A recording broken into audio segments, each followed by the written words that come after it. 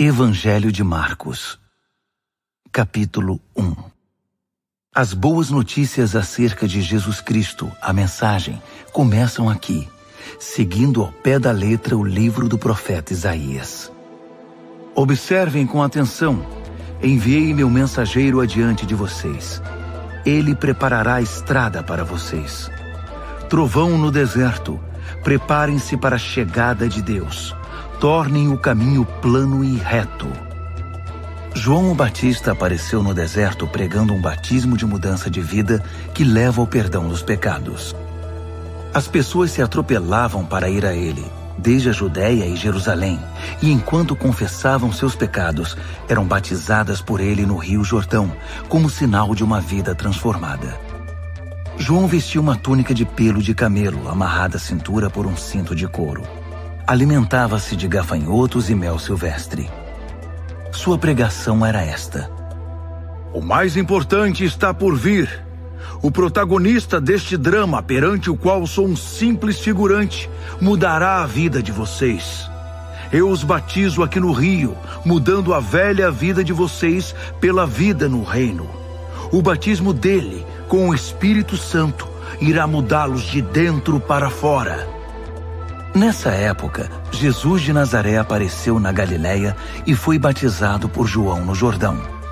Assim que saiu da água, Jesus viu o céu aberto e o Espírito de Deus, à semelhança de uma pomba, descendo sobre ele. Com a visão do Espírito, ouviu-se uma voz: Você é o meu filho, escolhido e marcado pelo meu amor, a alegria da minha vida. Imediatamente o Espírito guiou Jesus ao deserto. Durante 40 dias e noites, ele foi testado por Satanás.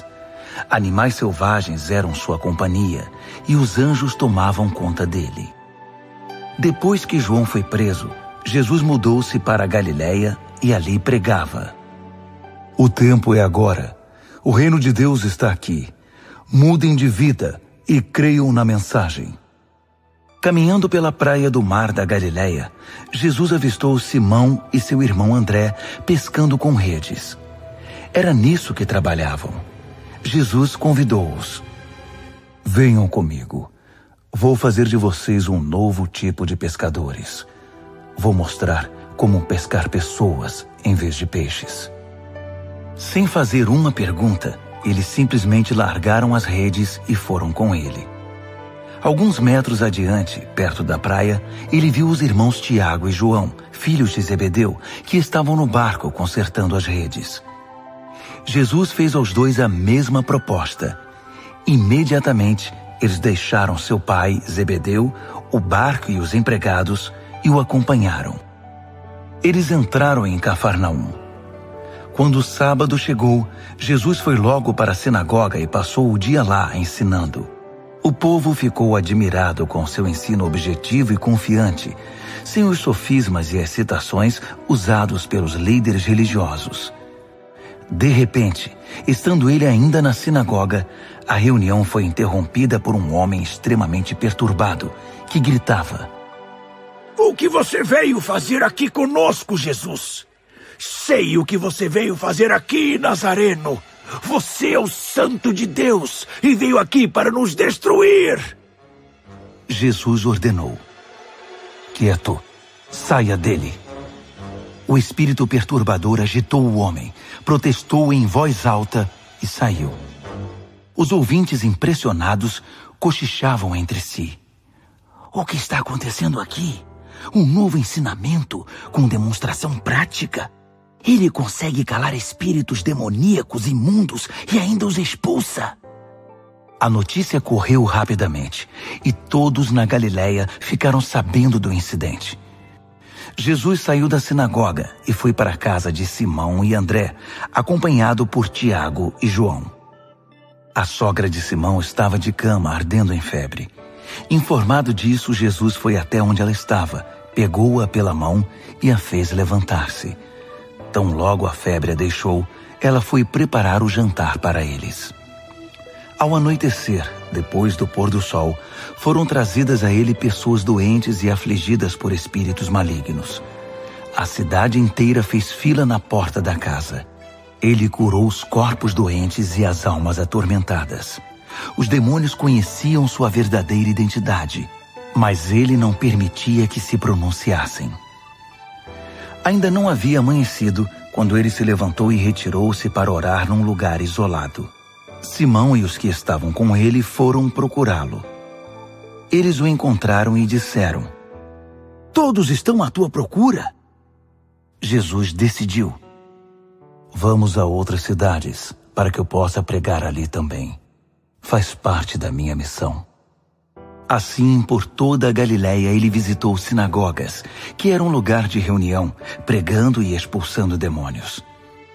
Um leproso aproximou-se dele, ajoelhou-se e implorou: Se o Senhor quiser, pode me purificar.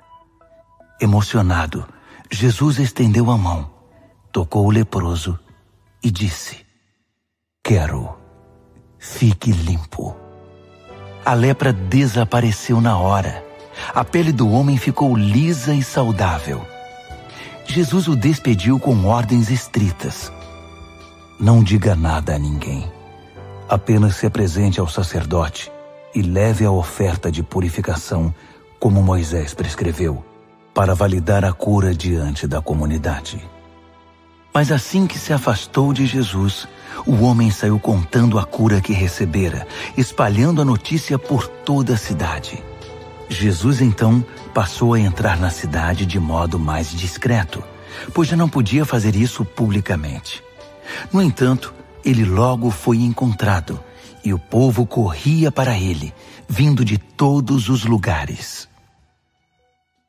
Marcos, capítulo 2. Passados alguns dias, Jesus voltou para Cafarnaum, e a notícia de que ele havia voltado logo se espalhou. Uma multidão se formou, bloqueando a entrada da casa, de modo que ninguém podia entrar ou sair. Ele estava ensinando a palavra, quando 4 homens apareceram, carregando um paralítico. Eles não conseguiram entrar por causa da multidão. Por isso removeram parte do telhado e desceram um paralítico em sua maca. Impressionado com tanta fé, Jesus disse ao paralítico: Filho, eu perdoo os seus pecados. Alguns líderes religiosos que estavam presentes começaram a cochichar entre si: Ele não pode falar assim. Que blasfêmia! Só Deus pode perdoar pecados. Jesus sabia o que eles estavam pensando e perguntou: Por que se mostram céticos? O que acham que é mais fácil?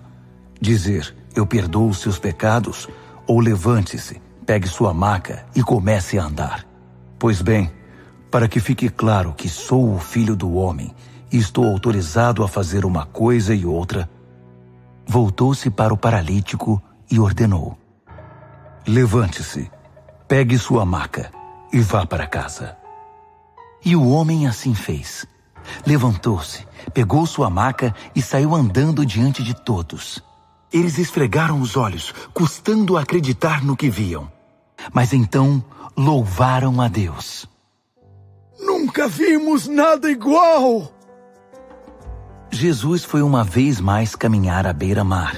E de novo, uma multidão foi atrás dele para ouvir seu ensino.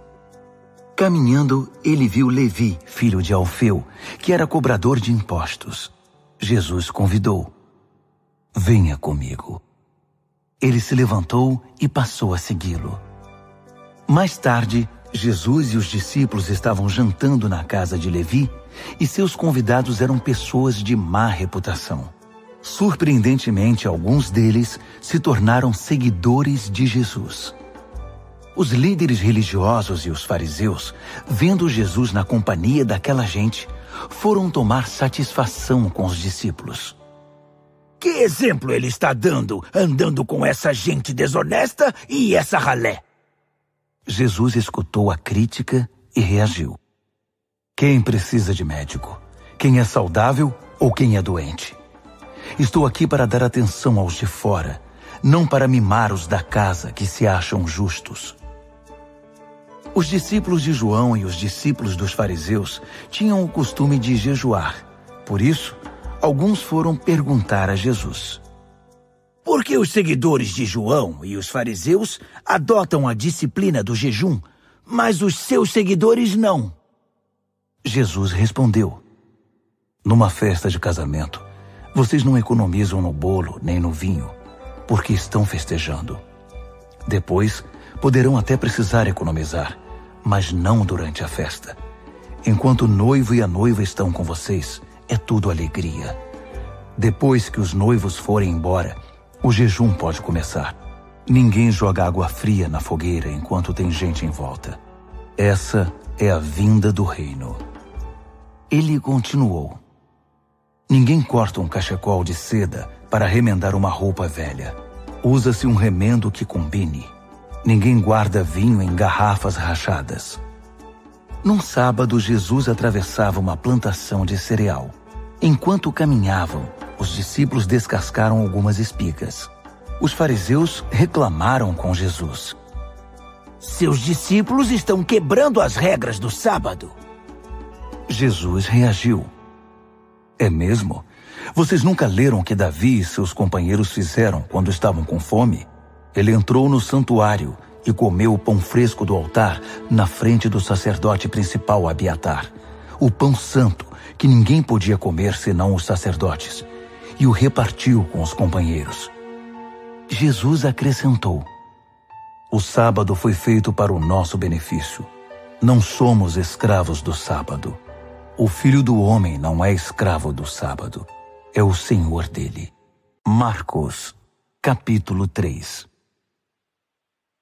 Depois disso, ele voltou à sinagoga e estava ali um homem que tinha uma das mãos aleijada.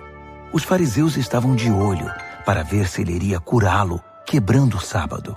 Ele disse ao homem da mão aleijada: fique aqui, onde todos possam vê-lo.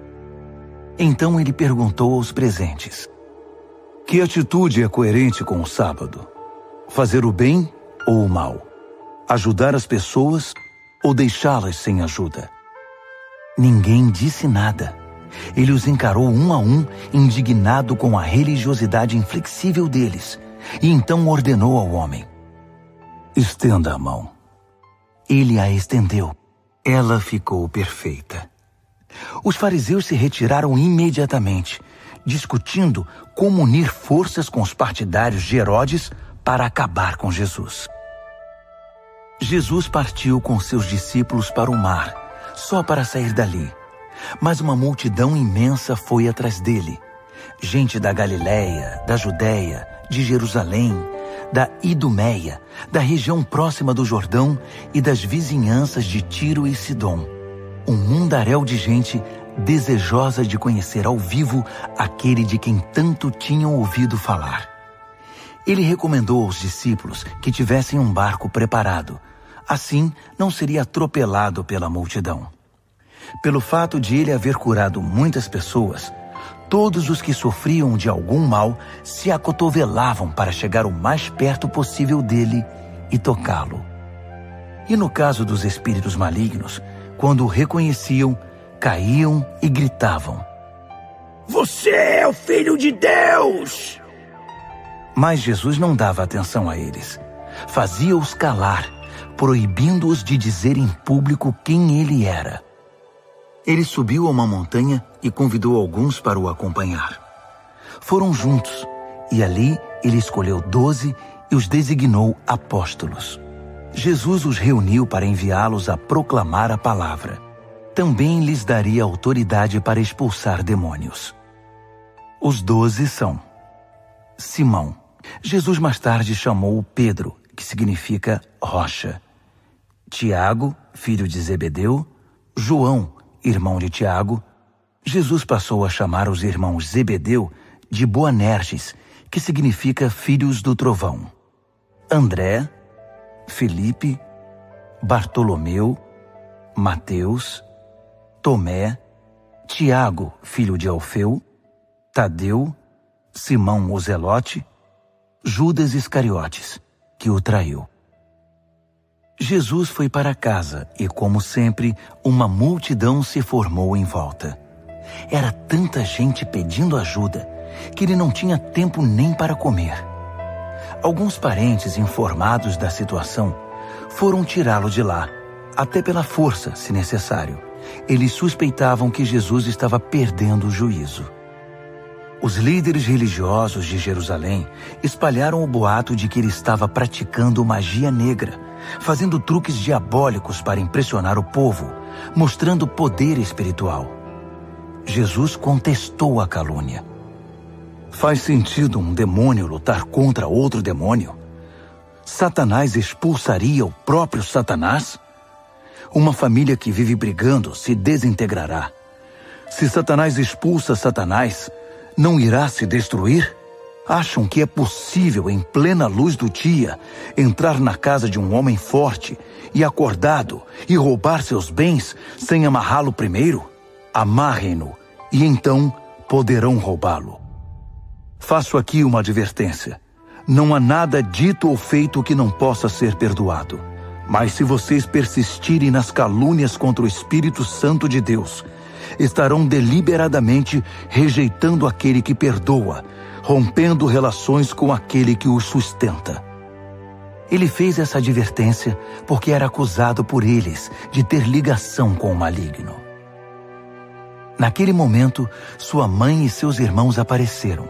Estando do lado de fora, mandaram um recado, dizendo que queriam falar com ele.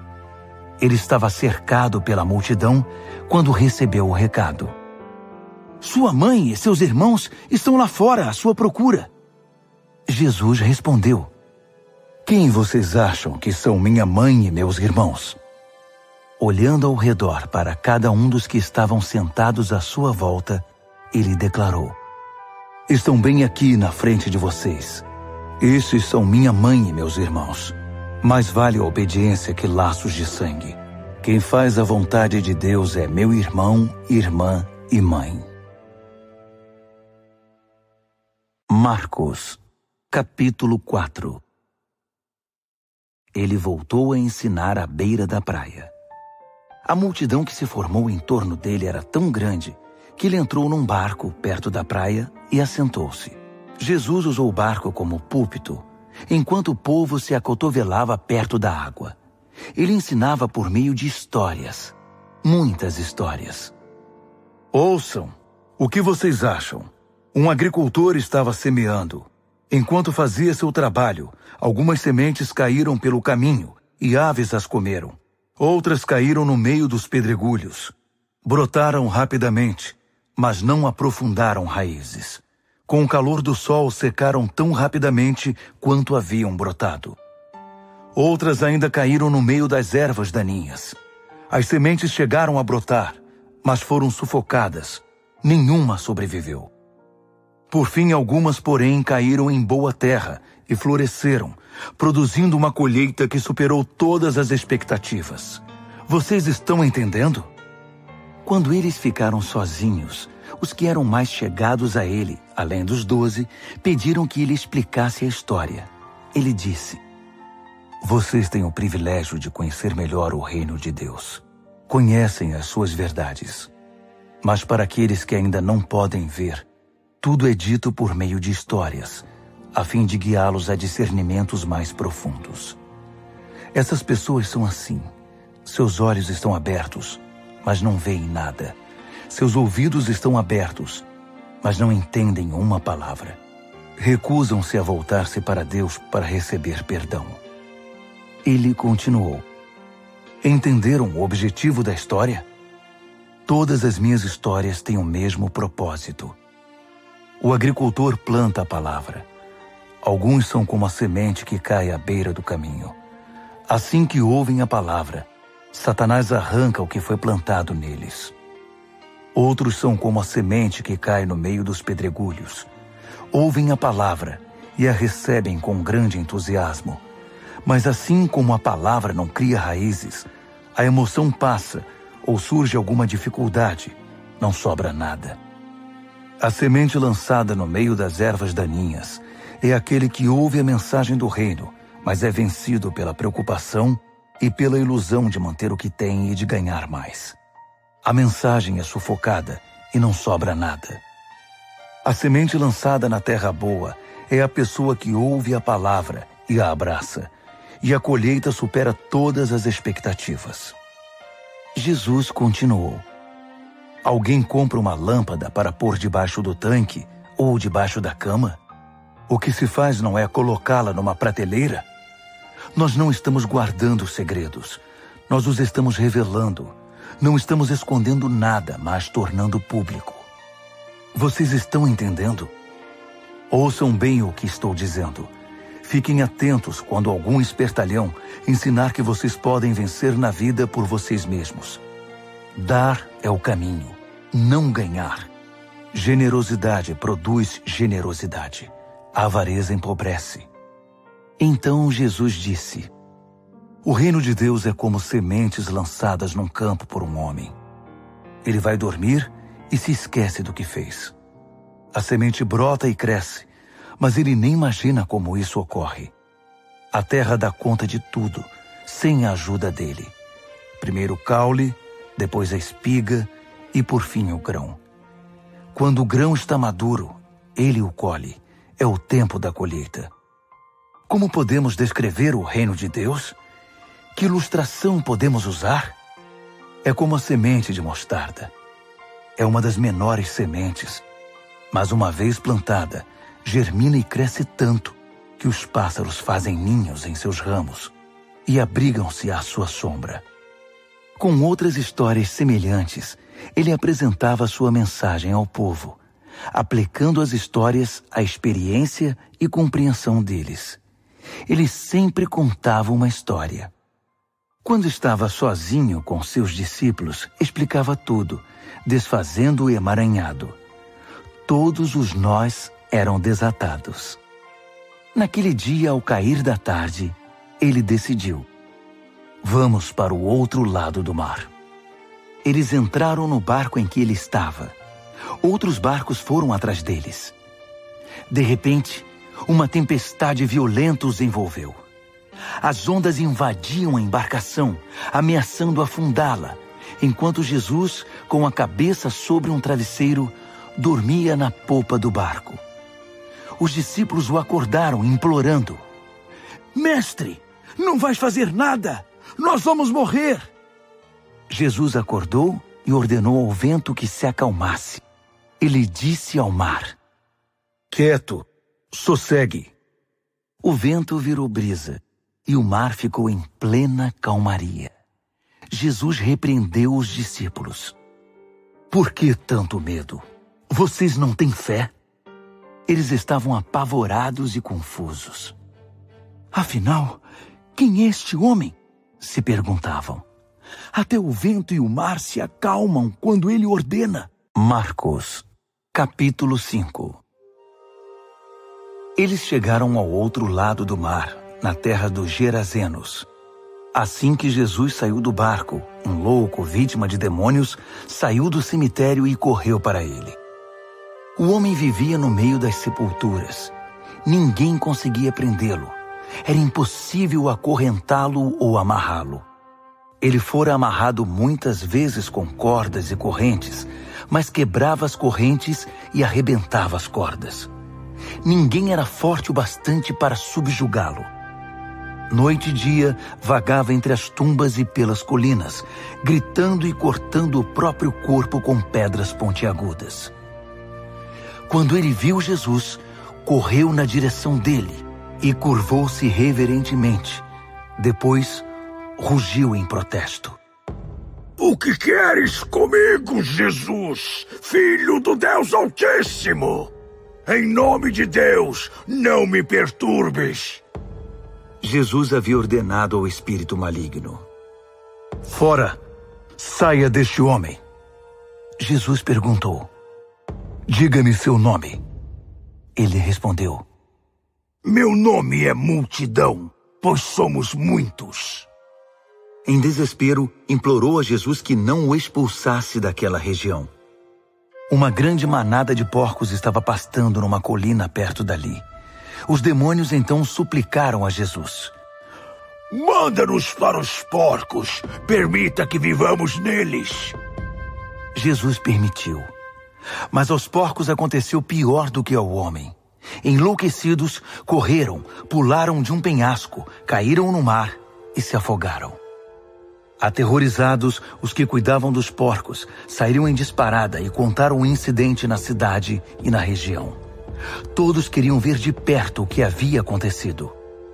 Eles encontraram Jesus e viram um louco assentado, usando roupas decentes e em perfeita saúde, não mais como alguém fora do juízo.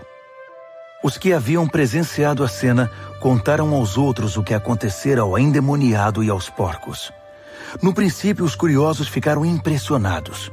Depois, ficaram revoltados por causa dos porcos que haviam perdido e imploraram a Jesus que saísse dali e nunca mais voltasse. Jesus estava indo para o barco e o homem que fora liberto dos demônios pediu para acompanhá-lo, mas o mestre não o permitiu. Em vez disso, aconselhou: vá para casa, para seu povo. Conte-lhes o que o mestre, num gesto de misericórdia, fez por você. O homem voltou e, na área das 10 cidades, dava testemunho do que Jesus havia feito por ele. Ele se tornou o assunto da cidade. Após a travessia, uma imensa multidão formou-se à beira-mar. Um dos líderes da sinagoga, chamado Jairo, foi falar com Jesus. Ajoelhou-se diante dele e suplicou: minha filhinha está à beira da morte. Vem comigo e impõe as mãos sobre ela para que melhore. Jesus foi com ele, e a multidão inteira os acompanhou, apertando-o e empurrando-o. Uma mulher que estava sofrendo de hemorragia havia 12 anos ouviu falar de Jesus. Muitos médicos haviam tratado dela, mas sem sucesso. Levaram todo o seu dinheiro e a deixaram pior que antes. Ela esgueirou-se por trás dele e tocou sua roupa. Ela pensava: basta eu tocar em sua roupa para ficar boa. No momento em que o tocou, a hemorragia parou. Ela pôde sentir a mudança. Sabia que estava livre daquele mal. No mesmo instante, Jesus sentiu que dele saíra poder.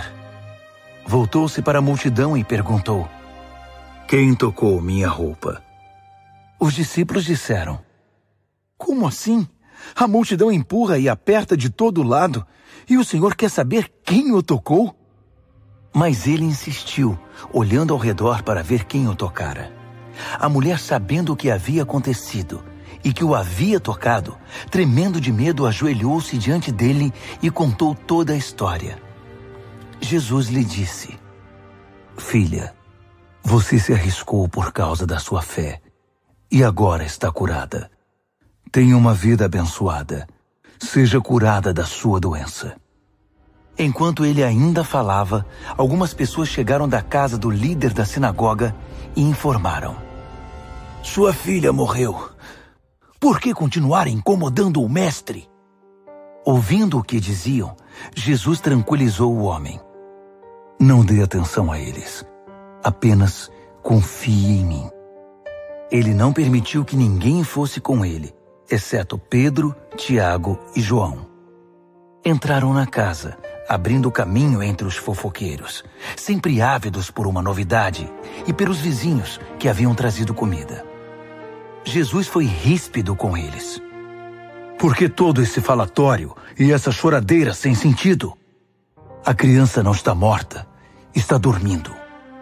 As pessoas na casa zombavam dele, achando que ele não sabia o que estava dizendo.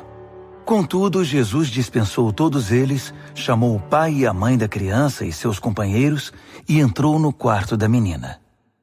Segurando a mão dela, ordenou: Talita, cumi, que significa: menina, levante-se.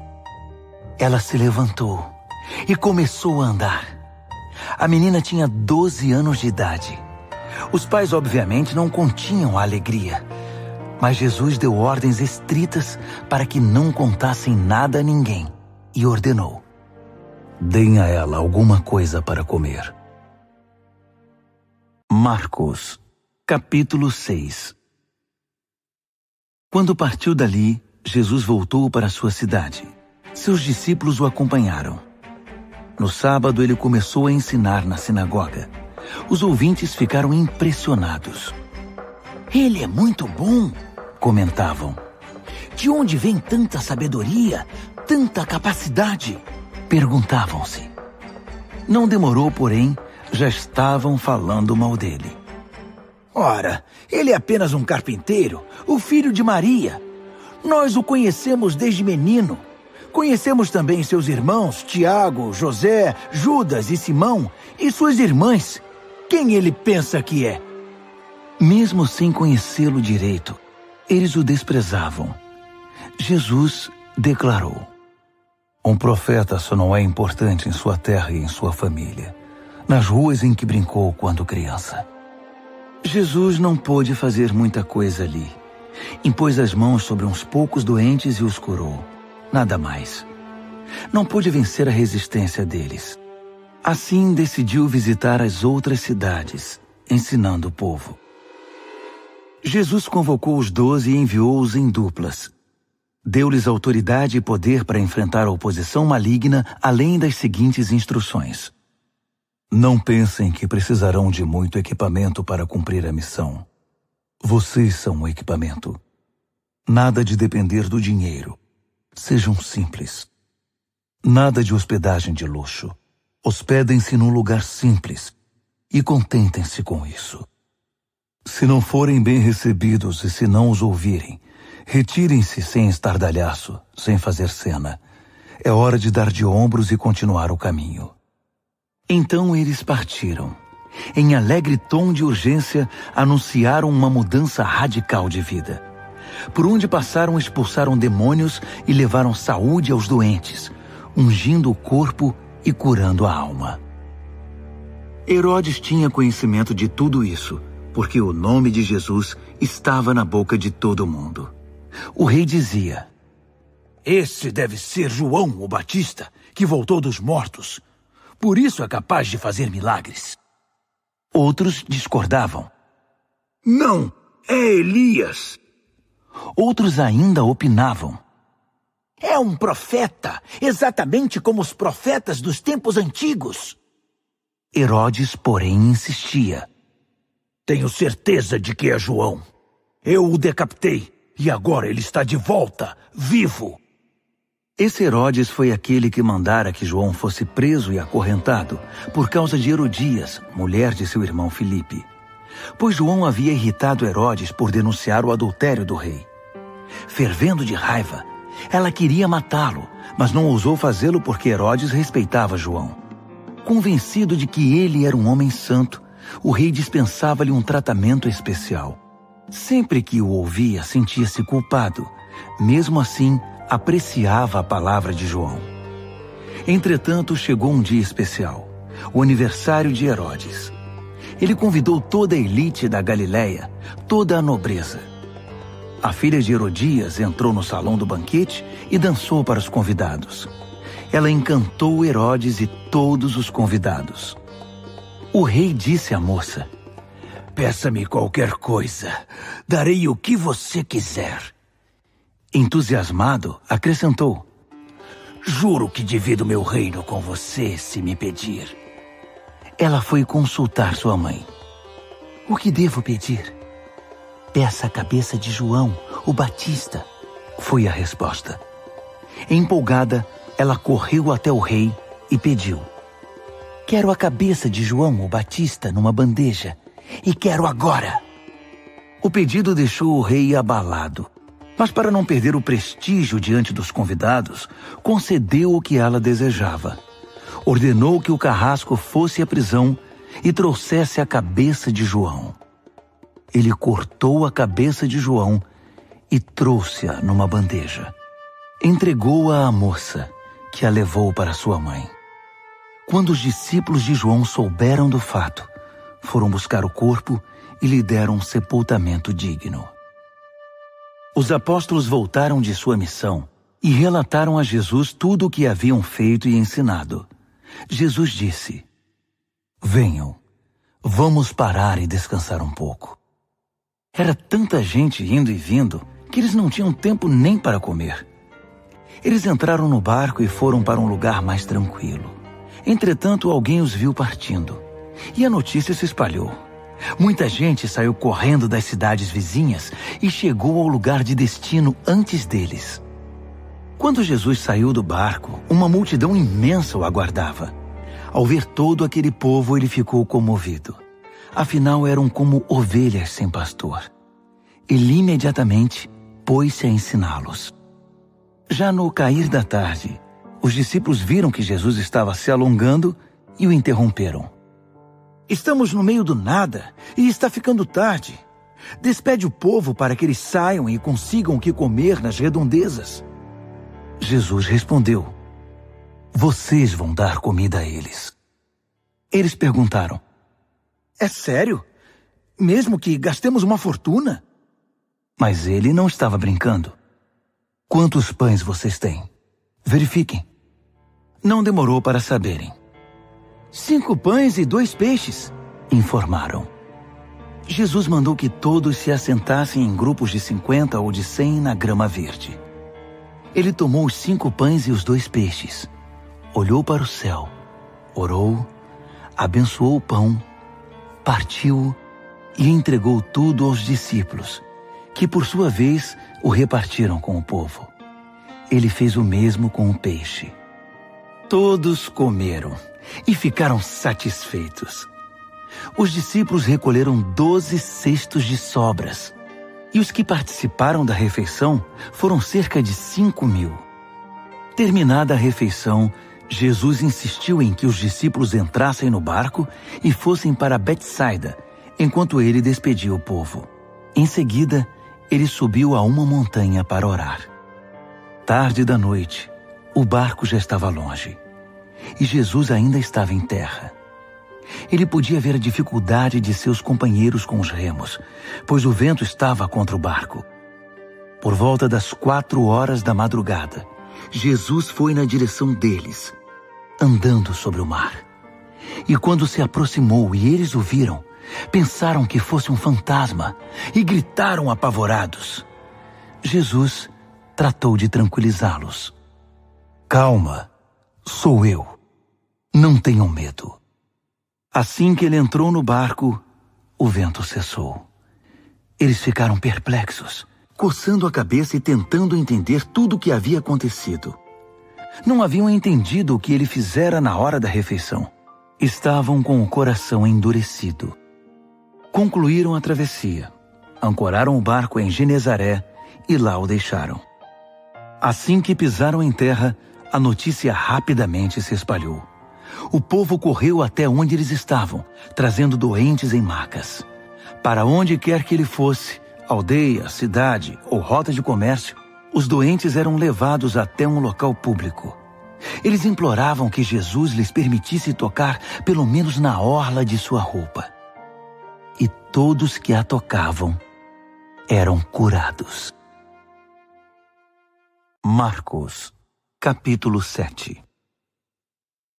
Os fariseus e alguns líderes religiosos, vindos de Jerusalém, reuniram-se à volta dele para reclamar que os discípulos dele eram negligentes com as purificações rituais antes das refeições.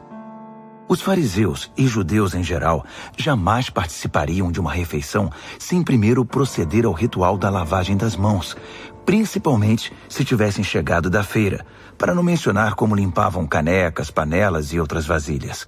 Os fariseus e os líderes religiosos perguntaram: por que seus discípulos desrespeitam as leis, fazendo as refeições sem lavar as mãos? Jesus reagiu: Isaías estava certo a respeito de enganadores como vocês. Ele acertou em cheio. Esse povo faz um grande show, dizendo as coisas certas, mas o coração deles não está nem aí para o que dizem. Fazem de conta que me adoram, mas é tudo encenação. Eles me usam apenas como desculpa para ensinar o que se adapta ao seu gosto, alterando o mandamento de Deus e sempre adotando modismos. Ele continuou: que conveniente, não? Vocês se livram do mandamento de Deus para seguir os modismos religiosos sem serem incomodados. Moisés disse claramente: respeitem seu pai e sua mãe. Disse também: Quem desrespeitar o pai ou a mãe será morto. Mas vocês driblam um mandamento, alegando que é perfeitamente aceitável dizer ao pai ou à mãe: vou ofertar a Deus a ajuda financeira que eu deveria dar a vocês. Assim, vocês se livram da obrigação que têm para com os pais. Vocês anulam a palavra de Deus e a trocam por suas próprias regras. Vocês são especialistas nesse tipo de coisa. Dirigindo-se à multidão, ele acrescentou: ouçam agora, todos vocês. Prestem bastante atenção. Não é o que vocês comem que contamina a vida. É o que sai de vocês. Essa é a verdadeira contaminação. Ele voltou para casa depois de falar à multidão e seus discípulos disseram: não entendemos. O Senhor poderia nos explicar? Jesus respondeu: vocês também?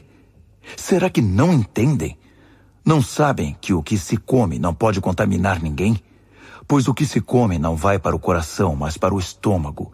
É digerido e depois é eliminado.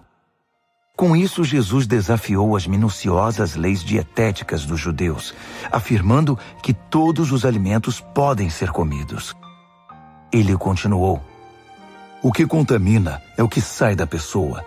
É do coração que vomitamos maus pensamentos, obscenidade, imoralidade, roubo, assassinato, adultério, cobiça, depravação, engano, bebedice, olhar maldoso, calúnia, arrogância, insensatez. Essa é a verdadeira contaminação. Dali Jesus partiu e foi para os arredores de Tiro. Entrou numa casa para não ser encontrado, mas a notícia de sua chegada se espalhou.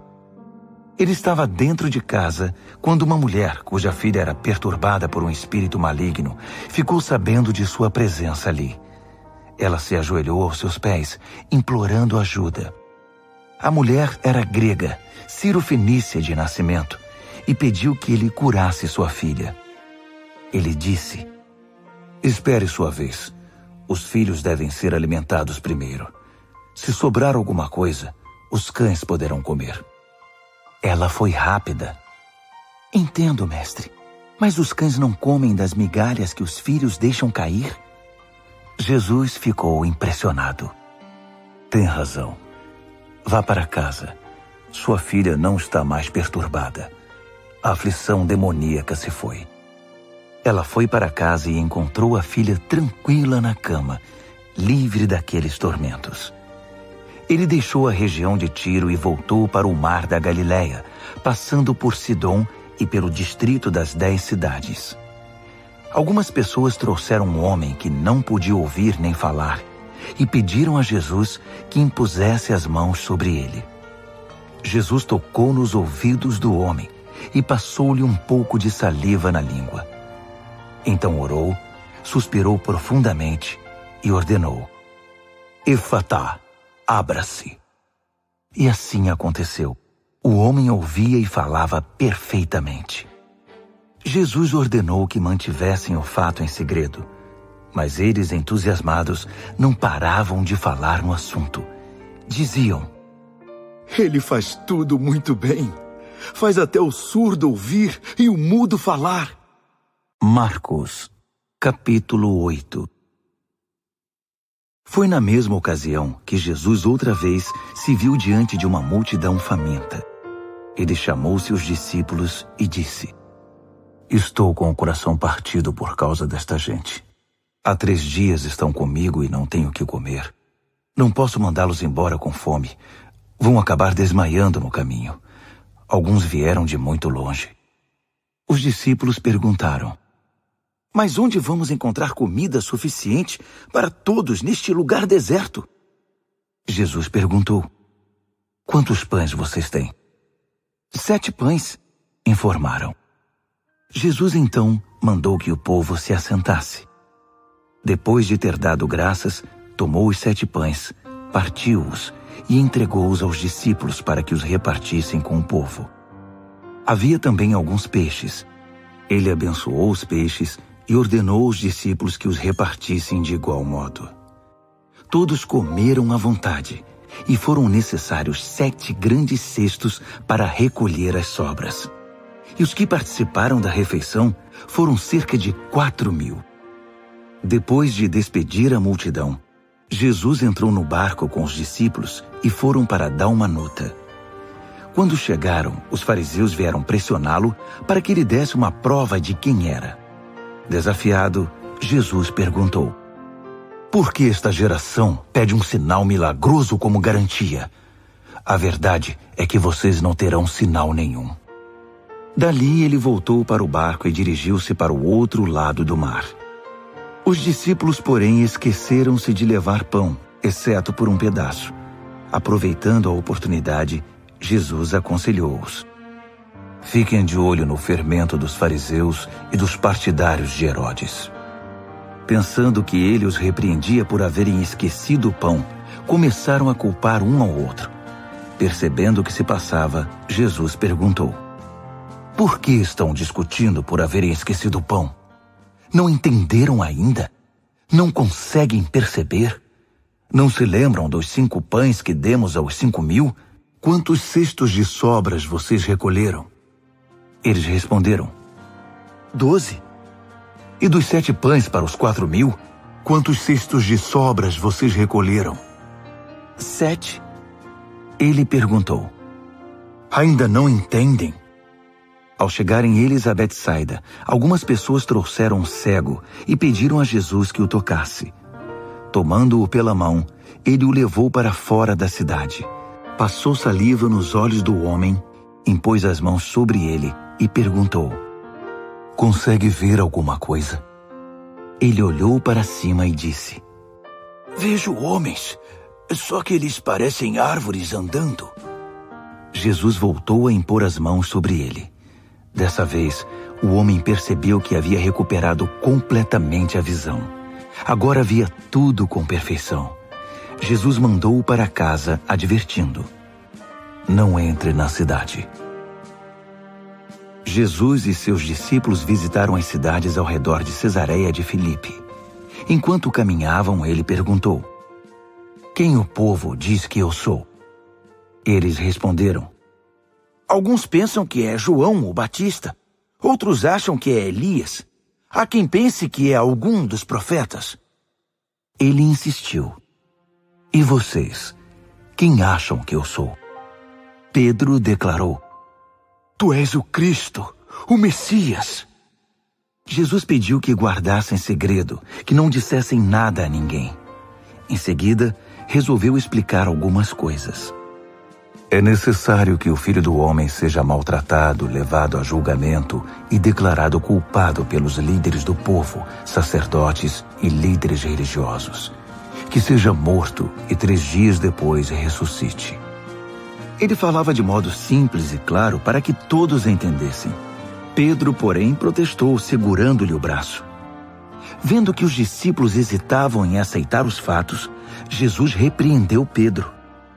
Pedro, saia do meu caminho. Fora, Satanás. Você não tem ideia de como Deus trabalha. Reunindo uma multidão e seus discípulos, Jesus disse: quem quiser seguir-me, tem de aceitar minha liderança. Quem está na garupa não pega na rédea. Eu estou no comando. Não fujam do sofrimento. Abracem-no. Sigam-me e mostrarei a vocês como agir. Autoajuda não é ajuda. O autossacrifício é o caminho, o meu caminho, para ser realmente salvo. Qual é a vantagem de conquistar tudo o que se deseja e perder a si mesmo? O que vocês teriam para dar em troca da própria alma? Se vocês têm vergonha de mim ou do meu caminho por causa dos seus amigos inconstantes e sem futuro, saibam que irão enfrentar uma vergonha muito maior na presença do Filho do Homem quando ele voltar, envolto pela glória de Deus, seu Pai, com um exército de anjos. Marcos, capítulo 9. Então ele foi para casa dizendo: não é sonho. Alguns de vocês aqui verão tudo isso acontecer. O reino de Deus chegando com força total. 6 dias depois, 3 dos discípulos viram isso acontecer. Jesus levou Pedro, Tiago e João a um alto monte. Ali sua aparência mudou diante deles. Suas roupas brilhavam intensamente, de uma brancura tal que ninguém seria capaz de produzir. De repente, eles perceberam que Elias e Moisés estavam ali também, conversando com Jesus. Então Pedro interrompeu a conversa. Rabi, que grande momento! Que tal se construíssemos 3 memoriais na montanha? Um para o Senhor, um para Moisés e um para Elias. Ele falava sem pensar, apavorado e maravilhado com o que via. Naquele instante, uma nuvem brilhante os envolveu, e da nuvem ouviu-se uma voz. Este é meu filho, marcado pelo meu amor. Ouçam-no. No minuto seguinte, os discípulos olharam ao redor, esfregando os olhos. Não estavam vendo mais ninguém a não ser Jesus. Enquanto desciam a montanha, Jesus os fez prometer que guardariam segredo. Não digam nada a ninguém sobre o que viram, até que o Filho do Homem levante-se dos mortos. Mas eles ficaram imaginando o que significaria levantar-se dos mortos. Eles fizeram uma pergunta. Por que os líderes religiosos dizem que Elias tem de vir primeiro? Jesus explicou. Elias vem para deixar tudo pronto. A verdade, porém, é que Elias já veio, mas eles não o reconheceram. Eles o desprezaram, assim como irão tratar o Filho do Homem. De acordo com as Escrituras, ele sofrerá terrivelmente. Será torturado e tratado com desprezo. Quando desceram a montanha para se reunir aos outros discípulos, viram-se rodeados por uma multidão imensa que debatia com os líderes religiosos.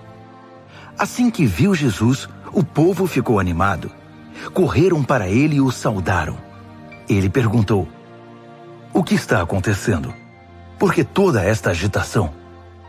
Um homem da multidão respondeu: Mestre, eu trouxe meu filho que foi deixado mudo por um demônio. Toda vez que o demônio se aposta dele, joga-o ao chão. O menino baba, range os dentes e fica rígido como uma tábua. Falei com teus discípulos, esperando que o libertassem, mas não puderam. Jesus suspirou inconformado. Mas que geração! Vocês não conhecem Deus. Até quando vou ter de aguentar esse tipo de coisa? Quantas vezes ainda vou ter de passar por isso? Tragam o menino aqui. Eles o trouxeram. Quando o demônio viu Jesus, apossou-se do menino, que ficou babando e se contorcendo no chão. Jesus perguntou ao pai do menino: Há quanto tempo isso acontece? Desde que era pequeno. Muitas vezes o demônio o joga no fogo ou no rio para matá-lo. Se o Senhor puder fazer alguma coisa, tenha misericórdia e nos ajude. Jesus disse: Se eu puder, tudo é possível para quem tem fé. Assim que Jesus disse essas palavras, o pai do menino exclamou: Eu creio, mas me ajude a vencer as minhas dúvidas. Percebendo que a plateia ficava cada vez maior, Jesus deu ordens expressas ao espírito maligno. Espírito mudo e surdo, eu ordeno, sai dele e não volte. Com muito estardalhaço, o espírito saiu. O menino estava pálido como um defunto, de modo que as pessoas começaram a dizer: Ele está morto! Mas tomando-o pela mão, Jesus o levantou. O menino ficou em pé. Depois que chegaram a casa, os discípulos perguntaram a Jesus: Por que não podemos expulsar o demônio? Ele respondeu: Não há outro meio de se livrar desse tipo de demônio, a não ser com oração. Saindo dali, viajaram pela Galileia. Jesus não queria que ninguém soubesse de seu paradeiro, pois queria ensinar seus discípulos.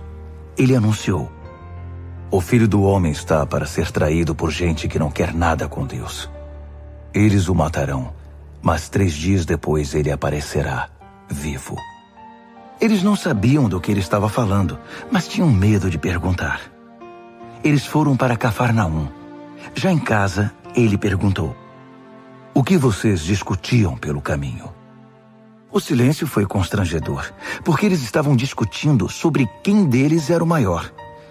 Ele se assentou, chamou os 12 e disse: Saibam que quem quiser ser o primeiro ficará por último e será servo de todos.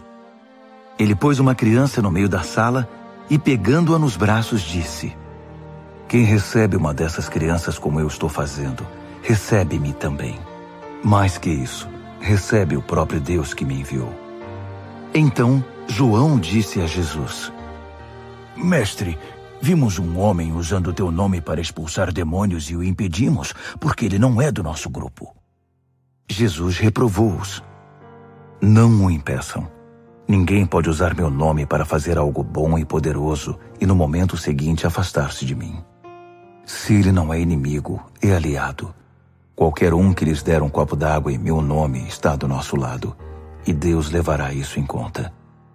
Mas quem prejudicar esses que são como crianças, intimidando-os ou tirando proveito da simplicidade deles, logo irá desejar nunca ter feito isso. Seria melhor jogar-se no meio do mar com uma pedra amarrada ao pescoço. Se sua mão ou seu pé os atrapalha na caminhada com Deus, é melhor cortá-los e jogá-los fora. É preferível viver mutilado ou aleijado do que ter 2 mãos e 2 pés que o levem para a fornalha de fogo eterno. Se seu olho desvia sua atenção de Deus, arranque-o e jogue-o fora. É preferível viver com apenas um olho do que ter uma visão perfeita no fogo do inferno. Todos cedo ou tarde irão passar por um fogo purificador.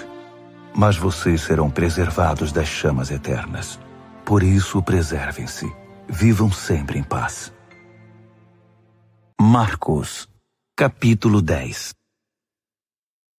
Dali ele foi para a região da Judéia, do outro lado do Jordão. Como sempre, uma multidão o acompanhava, e ele punha-se a ensiná-los. Um dia, os fariseus vieram provocá-lo. É permitido a um homem divorciar-se de sua esposa?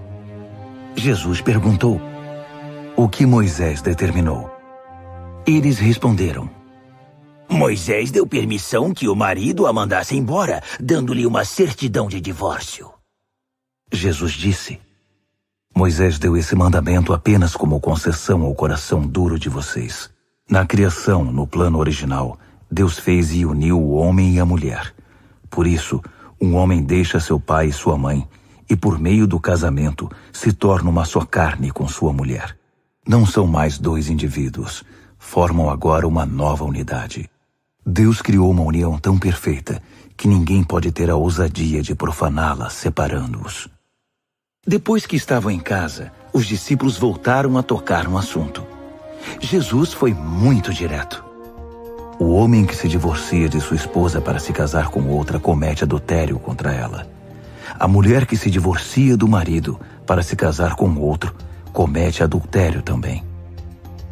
Alguns estavam trazendo crianças a Jesus, na esperança de que ele as abençoasse. Mas os discípulos deram uma bronca nessa gente.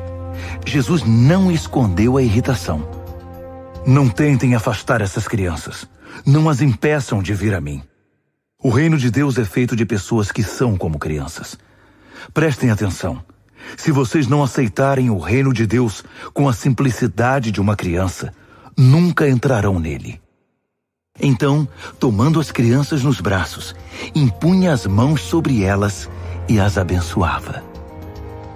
Jesus caminhava pela rua e um homem veio correndo, ajoelhou-se e perguntou: Bom mestre, que devo fazer para alcançar a vida eterna?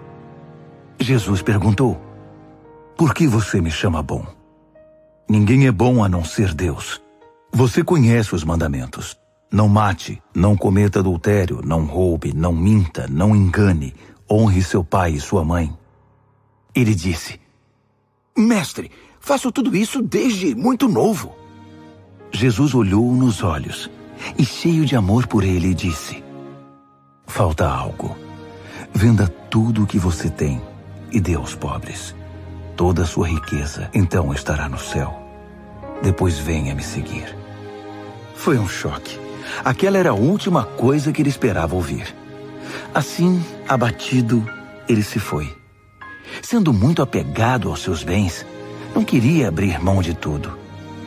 Enquanto observava, Jesus disse aos seus discípulos: Vocês fazem ideia de como é difícil para os ricos entrar no reino de Deus? Os discípulos foram pegos de surpresa, mas Jesus continuou: Vocês não imaginam como é difícil. É mais fácil um camelo passar pelo fundo de uma agulha. Os discípulos ficaram chocados. Se é assim, quem tem chance? Perguntaram. Jesus olhou bem firme para eles e disse: Ninguém tem chance se pensam que conseguirão pelo esforço próprio. A única maneira é deixar Deus agir. Só Ele tem o poder de fazer. Pedro então lhe disse: Nós deixamos tudo para te seguir. Jesus disse: Guardem isto. Ninguém que sacrifique casa, irmãos, irmãs, mãe, pai, filhos, propriedades, seja o que for, por minha causa e por causa da mensagem, sairá perdendo. Eles terão tudo de volta, multiplicado muitas vezes em casas, irmãos, irmãs, mães, filhos e propriedades, mas também em problemas. Terão ainda o prêmio da vida eterna. Aí está de novo a grande inversão. Muitos primeiros serão últimos, e muitos últimos primeiros. De volta à estrada, eles foram para Jerusalém. Jesus ia adiante, e eles o seguiam, confusos e um pouco amedrontados. Ele chamou os 12 e disse: Ouçam-me com atenção. Estamos a caminho de Jerusalém. Quando chegarmos lá, o Filho do Homem será entregue aos mestres da lei e aos líderes religiosos. Eles irão condená-lo à morte. Eles o entregarão aos romanos, que irão zombar dele, cuspir nele, torturá-lo e matá-lo. Mas depois de 3 dias, ele se levantará vivo. Tiago e João, filhos de Zebedeu, foram falar com Jesus. Mestre, queremos que o Senhor faça algo por nós. Verei se posso fazer. Eles pediram: Permite que tenhamos os lugares de maior honra na tua glória, um à tua direita e outro à esquerda. Jesus disse: Vocês não fazem ideia do que estão pedindo. Vocês são capazes de beber do cálice que estou para beber e de receber o batismo que estou para receber? Sem dúvida, disseram eles. Por que não? Jesus disse: Pensem nisto. Vocês vão mesmo beber o cálice que eu bebo e ser batizados com o meu batismo. Mas quanto aos lugares de honra, não é comigo. Isso já está decidido. Os outros 10 ouviram a conversa e ficaram indignados com Tiago e João. Então Jesus os reuniu para consertar a situação. Ele disse: Vocês já devem ter notado como o poder sobe a cabeça dos governantes deste mundo, que logo se tornam tiranos. Vocês não devem agir assim. Quem quiser ser o maior deve se tornar servo. Quem quiser ser o primeiro deve se tornar escravo. É o que o Filho do Homem faz. Ele veio para servir, não para ser servido, e para dar a própria vida para salvar muita gente. Depois de passarem algum tempo em Jericó, Jesus saiu da cidade, seguido pelos discípulos e por uma multidão. E um mendigo cego chamado Bartimeu, filho de Timeu, estava sentado à beira do caminho. Quando ele soube que Jesus o Nazareno passava por ali, começou a gritar: Filho de Davi! Jesus! Misericórdia! Tem misericórdia de mim! Muitos tentaram fazê-lo calar, mas ele gritava ainda mais alto: Filho de Davi! Tem misericórdia de mim! Jesus parou e ordenou: Tragam-no aqui. Eles foram chamá-lo. Hoje é o seu dia. Ele está chamando você. Levante-se. Jogando longe sua capa, ele ficou em pé e foi até Jesus. Jesus perguntou: O que você quer de mim? O cego respondeu: Senhor, eu quero ver. Siga seu caminho. Sua fé salvou e curou você, disse Jesus. No mesmo instante, ele recuperou a visão e seguia Jesus estrada fora. Marcos, capítulo 11. Quando se aproximaram de Jerusalém, à altura de Betfagé e Betânia, perto do Monte das Oliveiras, Jesus enviou 2 discípulos com estas instruções: Vão à aldeia que está adiante. Ali encontrarão um jumentinho amarrado. Ele nunca foi montado. Desamarrem-no e tragam-no aqui. Se alguém perguntar o que vocês estão fazendo, digam: o Senhor precisa dele, mas vai devolvê-lo. Eles foram e encontraram um jumentinho numa rua, amarrado a um portão. Eles o desamarraram, mas alguns dos que estavam ali perguntaram: por que estão desamarrando o jumentinho? Os discípulos responderam exatamente como Jesus os instruíra, e não foram mais incomodados. Assim, levaram o jumentinho e puseram suas capas sobre ele, e Jesus o montou. Muitos estendiam seus mantos pela estrada, dando a Jesus uma recepção de rei. Alguns lançavam seus mantos na rua, outros espalhavam ramos que haviam cortado nos campos. Havia muita gente por todo lado gritando: Hosana! Bendito é o que vem em nome de Deus! Bendito o reino do nosso pai Davi que está chegando! Hosana nos altos céus! Ele entrou em Jerusalém e foi para o templo. Parou ali para observar o movimento, mas como era tarde, voltou para Betânia com os 12. No dia seguinte, depois que saíram de Betânia, ele sentiu fome. No caminho avistou uma frondosa figueira. Aproximou-se dela para encontrar figos, mas não achou nada além de folhas. Não era a época de figos. Ele disse à árvore: nunca mais alguém comerá dos seus frutos. E os discípulos ouviram. Chegando a Jerusalém, entraram no templo, e Jesus começou a expulsar todos os que faziam comércio ali. Ele derrubou as mesas dos agiotas e as bancas dos vendedores de pombas. Também não permitiu que ninguém mais passasse carregando cestos pelo recinto sagrado. Ele explicou suas ações com o seguinte texto: minha casa foi designada casa de oração para as nações, mas vocês a transformaram em ponto de encontro de ladrões. Ao tomar conhecimento desses fatos, os principais sacerdotes e os líderes religiosos decidiram que era a hora de se livrar dele. Estavam em pânico, porque o povo se mostrava encantado com os seus ensinamentos. À noite, Jesus e seus discípulos deixaram a cidade. Pela manhã, andando pela estrada, eles viram a figueira. Estava seca até a raiz. Lembrando-se do que acontecera no dia anterior, Pedro disse: Mestre, olha, a figueira que amaldiçoaste ficou seca. Jesus foi direto: assumam de fato o seu compromisso com Deus, e nada será difícil para vocês. Aquela montanha, por exemplo, basta ordenar sem dúvida ou hesitação: pule no mar, e ela obedecerá. Absolutamente tudo, do pedido menor ao maior, que vocês incluírem na oração, será atendido, se vocês de fato confiarem em Deus. E quando orarem, lembrem-se de que não se trata apenas de pedir. Se vocês têm algo contra alguém, perdoem. Só então o Pai Celestial de vocês perdoará os seus pecados. De volta a Jerusalém, eles caminhavam pelo templo. Então os principais sacerdotes, os líderes religiosos e os líderes do povo exigiram: mostre-nos suas credenciais. Quem deu a você autoridade para falar e agir desse modo? Jesus respondeu: primeiro respondam a uma pergunta. Se a responderem, também responderei a sua. No caso do batismo de João, quem o autorizou? Deus ou os homens? Digam-me. Eles ficaram numa situação difícil e sabiam disso. Confusos, cochichavam entre si.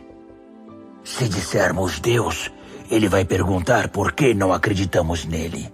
Se dissermos os homens, estamos em apuros, porque o povo tinha João na conta de profeta. Decidiram então dar a vitória a Jesus dessa vez. Não sabemos, responderam. Jesus concluiu: então também não vou responder a pergunta de vocês. Marcos, capítulo 12. Em seguida, Jesus começou a lhes contar algumas histórias. Um homem plantou uma vinha, cercou-a, fez um tanque de espremer uvas, construiu uma torre de vigilância, arrendou-a aos lavradores e saiu em viagem. Quando chegou a época da colheita, ele enviou um empregado para receber sua parte nos lucros. No entanto, os lavradores o agarraram, espancaram e mandaram embora de mãos vazias. Ele mandou outro empregado que também foi agredido e humilhado.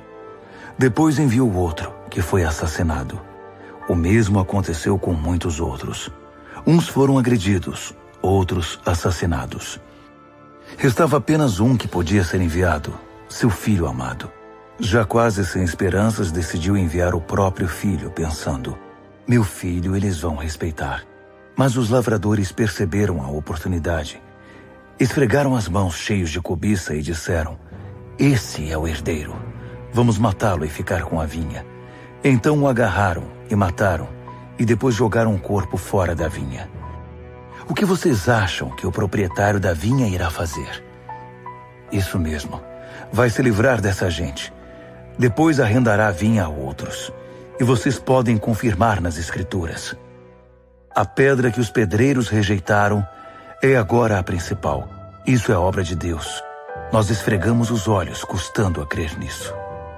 Percebendo que o recado era para eles, os líderes religiosos quiseram prendê-lo na hora. Mas como estavam receosos da opinião pública, acharam melhor recuar. Por isso saíram dali tão rápido quanto puderam. Os mesmos líderes enviaram alguns fariseus e partidários de Herodes, certos de que iriam incriminá-lo.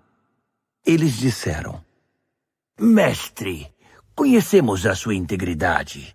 Sabemos que o senhor não se importa com a opinião popular, não explora seus discípulos e ensina o caminho de Deus com muito zelo.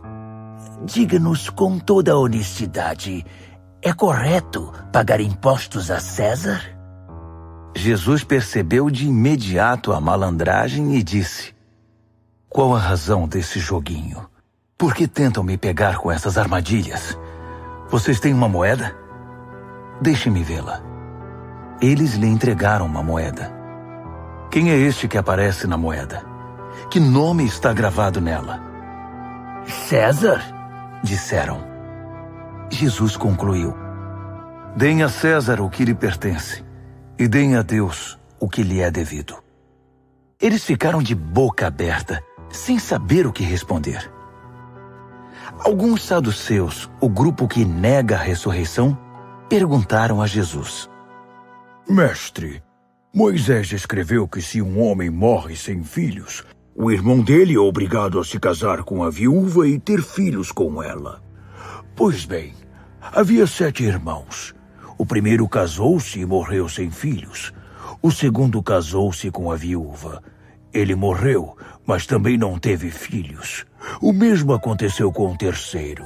De fato, os 7 se casaram com ela, mas nada de filhos. Por fim, a mulher morreu. A pergunta é esta: na ressurreição, de quem ela será esposa? Afinal, ela foi casada com cada um deles. Jesus respondeu: vocês estão raciocinando errado e vou dizer por quê. Primeiro, não conhecem as Escrituras. Segundo, não sabem como Deus atua. Depois da ressurreição, o casamento já não mais existirá. Assim como os anjos, toda a nossa atenção estará em Deus. Com respeito à ressurreição dos mortos, vocês nunca leram as Escrituras? Vejam que Deus, de dentro da sarça, disse a Moisés: eu sou, não eu era, o Deus de Abraão, o Deus de Isaque e o Deus de Jacó. O Deus vivo é o Deus dos vivos, não dos mortos. Portanto, vocês não sabem de nada. Um dos líderes religiosos, depois de acompanhar os debates e perceber como Jesus era incisivo em suas respostas, fez uma pergunta: qual é o mais importante de todos os mandamentos? Jesus respondeu: o primeiro em importância é o seguinte: ouça, Israel, o Senhor seu Deus é único. Ame o Senhor seu Deus com toda a paixão, toda a fé, toda a inteligência e todas as forças. E o segundo é: ame o próximo como a você mesmo. Não há nenhum outro mandamento que se compare a esses. Um líder religioso disse: que resposta maravilhosa, mestre! Tão lúcida e precisa. Deus é único e não há outro. Devemos amá-lo com toda paixão, inteligência e forças e amar ao próximo como a nós mesmos. Isso é melhor que qualquer oferta ou sacrifício. Quando Jesus percebeu como aquele homem era sábio, comentou: Você está quase lá, quase no reino de Deus. A partir daquele momento, ninguém mais ousou fazer perguntas a Jesus.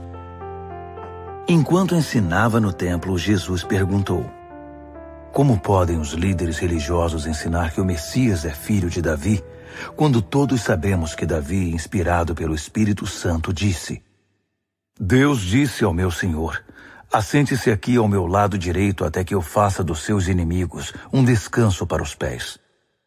Davi declara que o Messias é seu mestre. Como pode, então, o Messias ser também seu filho? A multidão estava maravilhada com o que ouvia.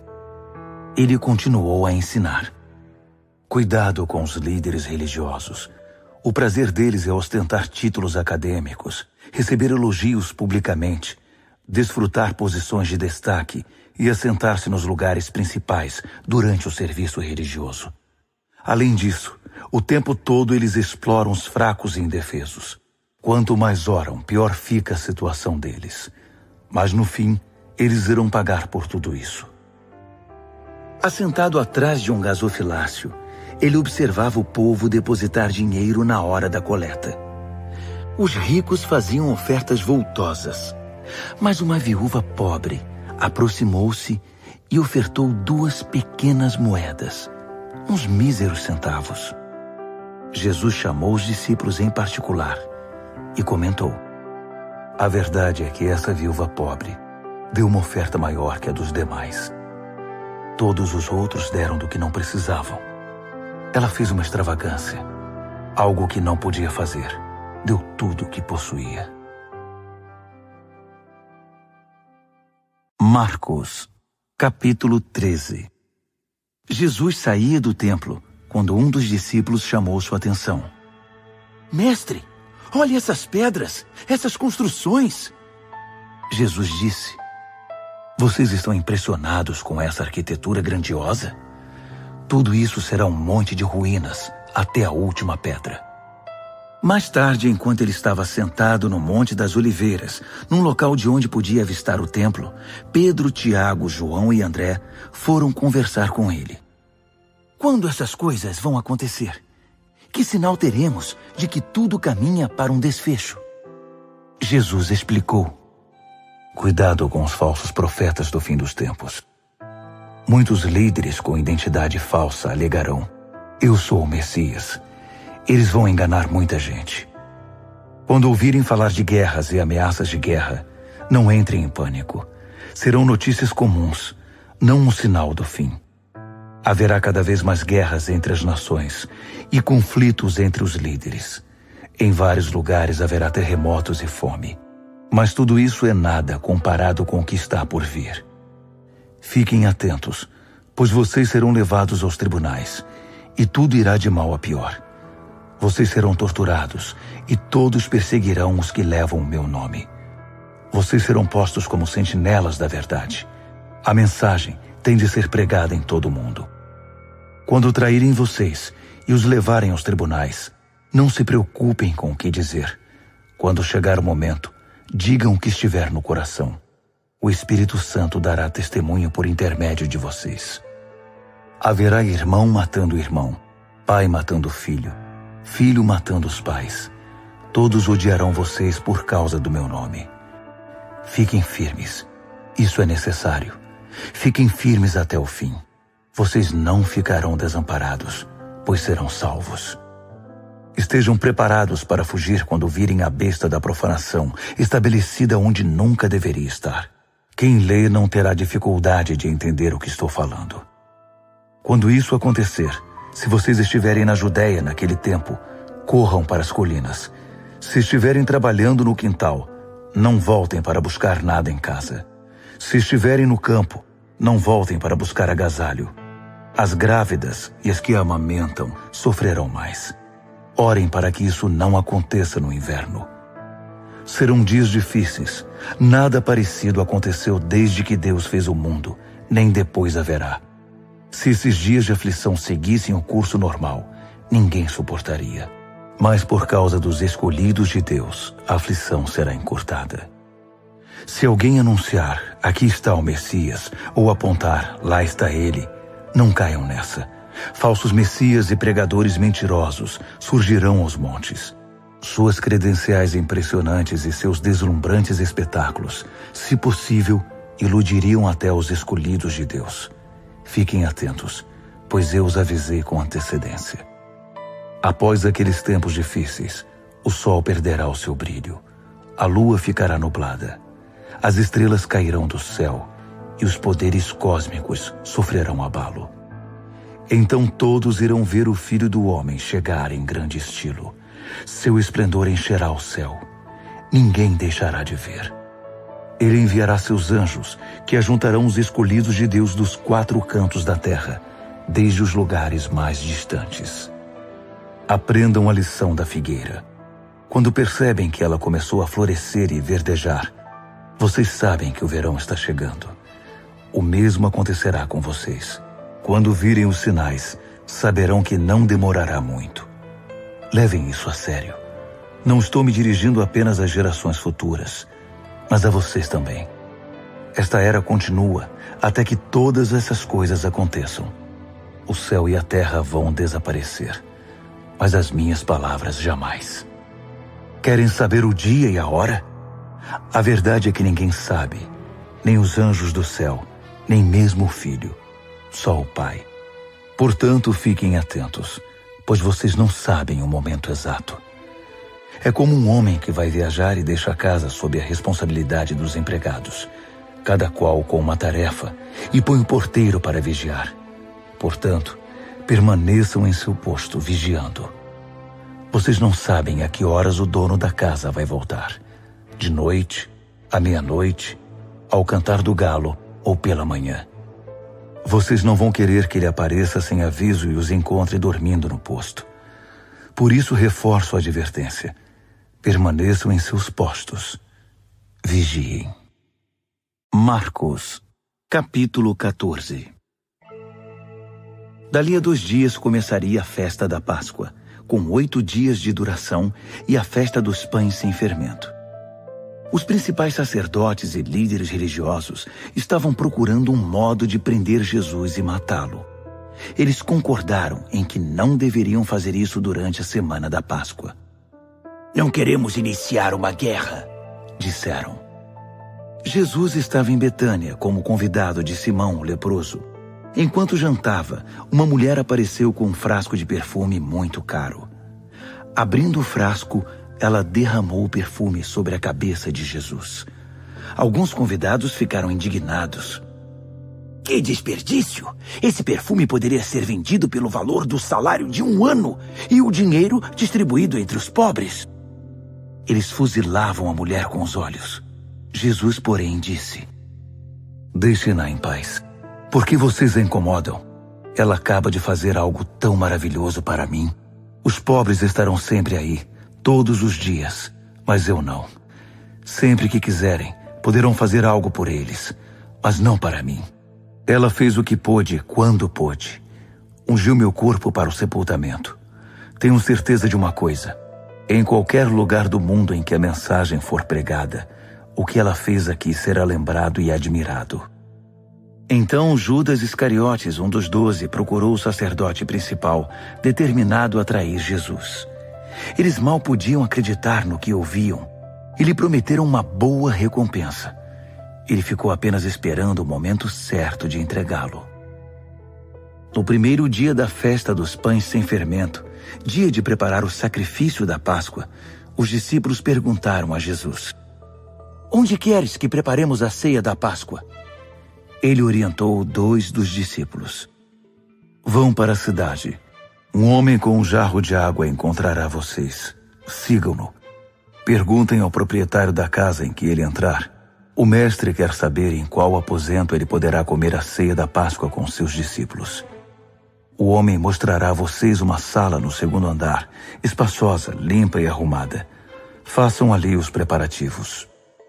Os discípulos foram para a cidade e tudo aconteceu como ele lhes dissera. Eles prepararam ali a refeição pascal.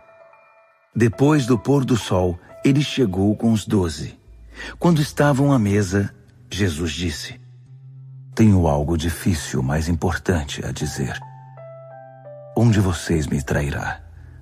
Alguém que, neste momento, come comigo. Chocados, começaram a dizer um após o outro: eu não!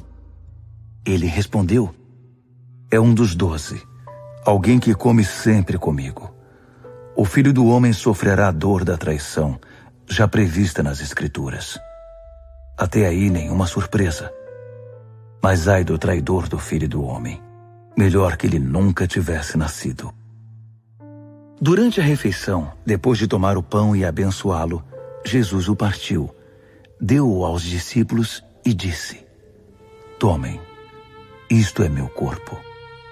Tomando o cálice e dando graças a Deus, entregou-o a eles também, e todos beberam. Ele disse: isto é meu sangue, a nova aliança de Deus, derramado em favor de muitos. Não beberei vinho outra vez até o dia em que o beber no reino de Deus. Então eles cantaram um hino e foram para o Monte das Oliveiras. Jesus alertou-os: por causa do que vai acontecer comigo, vocês irão se dispersar. Isso é para cumprir um texto das Escrituras que diz: vou ferir o pastor, e as ovelhas ficarão desorientadas. Mas depois que eu ressuscitar, irei adiante de vocês para a Galileia. Mas Pedro, todo afoito, declarou: ainda que todo mundo fuja, eu não fugirei. Jesus respondeu: não tenha tanta certeza. Ainda esta noite, antes que o galo cante 2 vezes, você vai me negar 3 vezes. Pedro protestou, falando sem pensar: ainda que eu tenha de morrer contigo, jamais te negarei. Todos os outros disseram o mesmo. Então eles foram para um jardim chamado Getsêmani. Jesus disse aos discípulos: fiquem aqui, enquanto vou orar mais adiante. Levando consigo Pedro, Tiago e João, ele mergulhou em grande agonia e declarou: a tristeza que sinto é uma tristeza de morte. Fiquem aqui e vigiem comigo. Indo um pouco mais adiante, prostrou-se no chão e orou: Paizinho, Pai, tu podes me livrar. Afasta este cálice de mim. Mas, por favor, não seja o que eu quero, mas sim o que tu queres. Quando voltou aos discípulos, encontrou os 3 dormindo e disse a Pedro: Simão, você veio para dormir? Não pode aguentar nem 1 hora? Fiquem atentos. Orem sempre para que não caiam em tentação antes mesmo de perceber o perigo.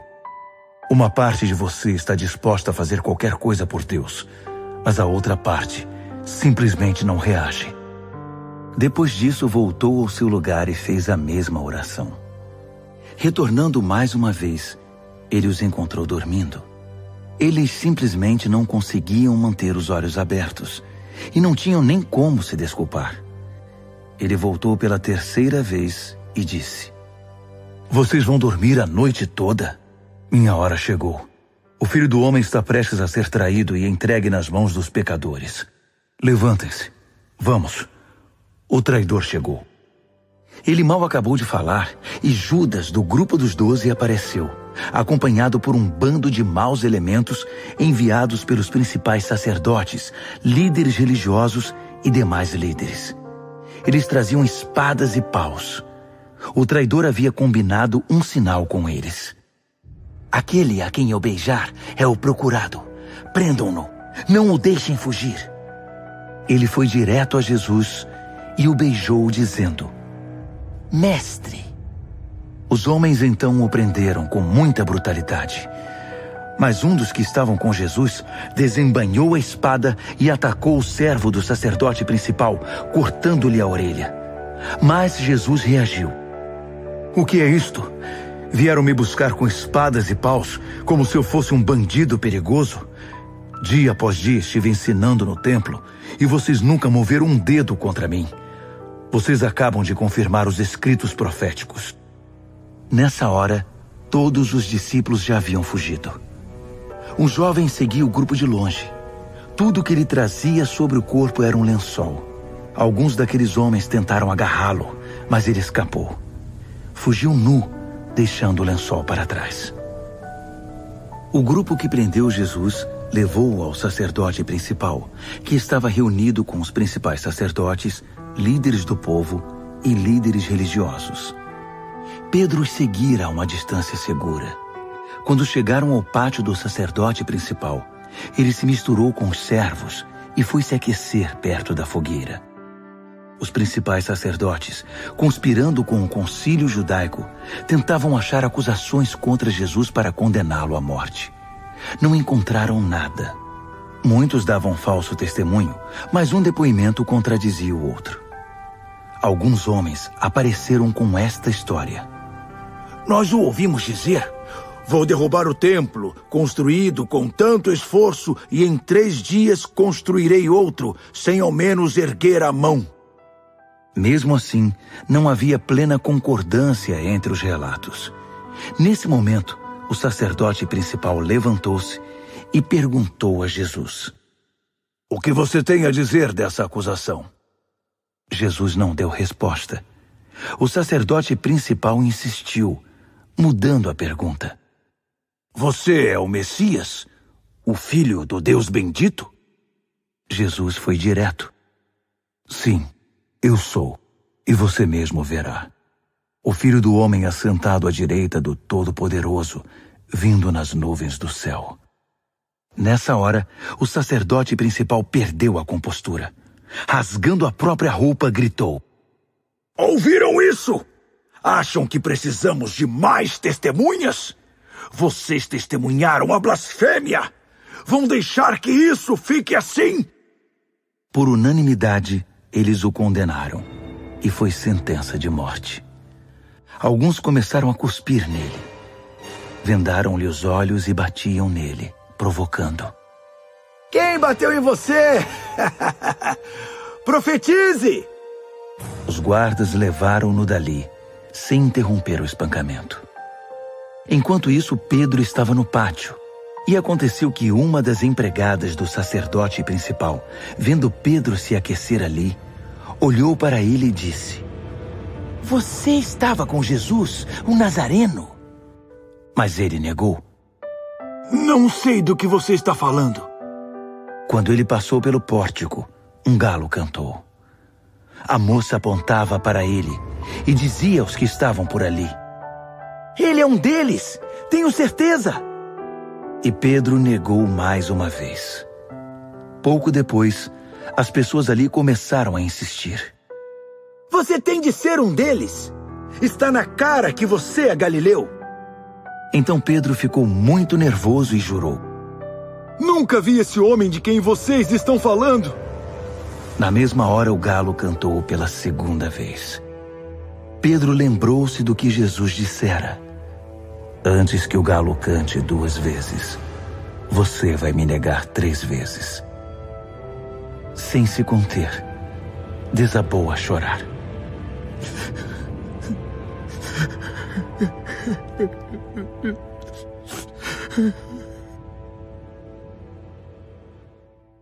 Marcos, capítulo 15. À primeira luz do dia, os principais sacerdotes, os mestres da lei e os líderes religiosos convocaram uma sessão com todo o concílio judaico. Eles amarraram Jesus com cuidado e foram levá-lo a Pilatos. Pilatos perguntou: Você é o rei dos judeus? Jesus respondeu: Se você diz. Os principais sacerdotes derramaram diante do governador um dilúvio de acusações. Pilatos insistiu: Você não vai responder nada? São muitas acusações. Mesmo assim, ele ficou em silêncio. Pilatos ficou impressionado. Havia o costume de se libertar um prisioneiro na festa, qualquer um que o povo pedisse. Na ocasião, havia outro prisioneiro chamado Barrabás, preso com revoltosos que haviam cometido assassinato num levante contra Roma. A multidão logo iria apresentar seu pedido, e Pilatos se antecipou a eles. Vocês querem que eu liberte o rei dos judeus? O governador sabia que fora por pura inveja que os sacerdotes haviam entregado Jesus. No entanto, os principais sacerdotes haviam orientado a multidão para que pedissem a libertação de Barrabás. Mas Pilatos perguntou: Então, o que farei com este homem que vocês chamam rei dos judeus? Eles gritaram: Crucifique-o! Pilatos objetou: Mas por qual crime? Contudo, eles gritavam ainda mais alto: Crucifique-o! Pilatos atendeu ao pedido da multidão. Libertou Barrabás e entregou Jesus para ser açoitado e crucificado. Os soldados levaram Jesus ao palácio, chamado Pretório, e reuniram uma tropa inteira. Vestiram-no com um manto de púrpura e puseram uma coroa de espinhos na cabeça dele. Então, começou a zombaria. Viva o rei dos judeus! Eles lhe batiam na cabeça com um bastão, cuspiam nele e se ajoelhavam diante dele, como se o reverenciassem. Quando cansaram das chacotas, tiraram-lhe o manto de púrpura e o vestiram de novo com as suas roupas. Então o levaram para crucificá-lo. Um homem estava passando de volta do trabalho, Simão de Cirene, pai de Alexandre e Rufo. Eles o obrigaram a carregar a cruz de Jesus. Os soldados levaram Jesus ao Gólgota, que significa colina da caveira. Ofereceram-lhe vinho misturado com mirra para aliviar a dor, mas ele não aceitou. Então o pregaram na cruz. Depois fizeram um sorteio para ver quem ficaria com suas roupas. Jesus foi crucificado às 9 horas da manhã. A acusação, o rei dos judeus, foi escrita numa placa. Com ele crucificaram 2 criminosos, um à direita e outro à esquerda. Os que passavam caçoavam, sacudindo a cabeça e ironizando. Você alegou que poderia destruir o templo e reconstruí-lo em 3 dias? Mostre agora seu poder! Salve-se! Se você é mesmo o Filho de Deus, desça da cruz! Os principais sacerdotes e os líderes religiosos também estavam ali, misturados ao povo, divertindo-se e zombando de Jesus. Ele salvou os outros, mas não pode se salvar. Ele é mesmo o Messias, o rei de Israel? Então, desça da cruz e todos nós acreditaremos em você. Até os que estavam crucificados com ele participavam da zombaria. Então, do meio-dia às 3 da tarde, toda a terra ficou na escuridão. Cerca das 3 horas da tarde, Jesus gritou bem alto: Eloi, Eloi, lama sabachthani.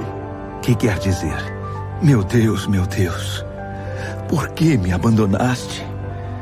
Alguns dos que viram aquilo o ouviram e disseram: Ele está chamando Elias. Um deles correu, pegou uma esponja mergulhada em vinagre e ergueu-a numa haste e deu-o de beber a Jesus e disse: Vamos ver se Elias vem para tirá-lo daí. E depois de um grito de dor, Jesus deu seu último suspiro. Naquele instante, a cortina do templo rasgou-se ao meio, de alto a baixo. Quando o capitão da guarda viu que Jesus já não respirava mais, exclamou: Ele era o Filho de Deus. Algumas mulheres observavam à distância. Entre elas Maria Madalena, Maria, mãe do jovem Tiago e de José, e Salomé. Quando Jesus estava na Galiléia, elas o seguiam e serviam e tinham vindo com ele para Jerusalém. Mais tarde, sendo o dia da preparação, isto é, a véspera do sábado, apareceu José de Arimateia, membro respeitado do concílio judaico. Ele aguardava com expectativa a vinda do reino de Deus. Enchendo-se de coragem, procurou Pilatos e pediu o corpo de Jesus. Pilatos duvidou que ele tivesse morrido tão rapidamente e mandou o capitão verificar se Jesus estava de fato morto. Com a garantia do capitão, ele entregou o corpo a José. José havia comprado um lençol de linho. Depois, envolveu o corpo e o depositou no túmulo que havia escavado na rocha. Pôs uma grande pedra na entrada. Maria Madalena e Maria, mãe de José, observaram o sepultamento. Marcos, capítulo 16. Passado o sábado, Maria Madalena, Maria, mãe de Tiago e Salomé trouxeram especiarias para embalsamar Jesus. Na manhã de domingo, assim que o sol raiou, elas foram ao túmulo. Estavam preocupadas e diziam umas às outras: "Quem irá rolar a pedra do túmulo para nós?" Ao chegar, elas descobriram que a pedra já havia sido rolada. Era uma pedra muito grande. Elas se aproximaram e viram um jovem vestido de branco, assentado à direita. Ficaram muito assustadas. Então, ele lhes disse: "Não tenham medo. Sei que vocês procuram Jesus o Nazareno, aquele que foi crucificado. Ele ressuscitou. Não está mais aqui. Vejam vocês mesmas que o lugar está vazio. Agora podem ir. Digam aos discípulos dele e a Pedro que ele vai adiante de vocês para a Galileia. Vocês o verão lá, exatamente como ele disse." Elas saíram o mais rápido que puderam, nervosas e ainda um tanto atordoadas. Amedrontadas, não disseram nada a ninguém. Depois de ressuscitar, Jesus apareceu bem cedo, na manhã de domingo, para Maria Madalena, a quem havia libertado de 7 demônios. Ela procurou os antigos companheiros na fé, chorando, e deu a notícia a eles. Quando ouviram que ele estava vivo e que ela o tinha visto, não acreditaram nela. Mais tarde, ele apareceu de forma diferente a 2 deles que caminhavam pelo campo. Eles voltaram e contaram aos demais, mas estes também não acreditaram no relato. Depois disso, quando os 11 estavam jantando, ele apareceu e os repreendeu severamente pela incredulidade, pois se recusavam a acreditar nos que o tinham visto ressuscitado. Então, ele ordenou: "Saiam pelo mundo. Vão a toda parte e anunciem a mensagem com as boas notícias de Deus para todos. Quem crer e for batizado está salvo. Quem se recusar a crer está condenado. Estes são alguns dos sinais que acompanharão os que crerem. Eles vão expulsar demônios em meu nome, falar em novas línguas, pegar em serpentes e até beber veneno sem que nada lhes aconteça. Também vão impor as mãos sobre os enfermos e curá-los." Então o Senhor Jesus, depois de orientá-los, foi elevado ao céu e assentou-se ao lado de Deus no lugar da mais alta honra. Os discípulos saíram por toda parte pregando. O Senhor trabalhava com eles, confirmando a mensagem com provas inquestionáveis.